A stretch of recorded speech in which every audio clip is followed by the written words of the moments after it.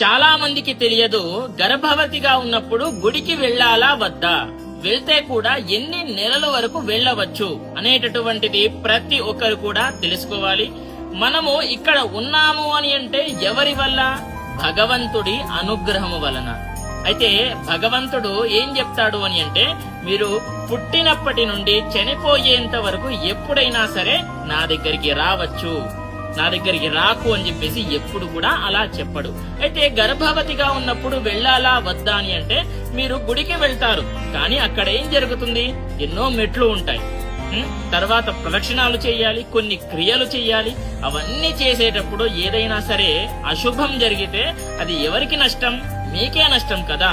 అందుకే భగవంతుడు ఏం చెప్తాడంటే, ముందు మీ ఆరోగ్యం బాగా చూసుకోండి, తర్వాత నన్ను చూడండి అనేటటువంటిదే పాయింట్ అన్నమాట.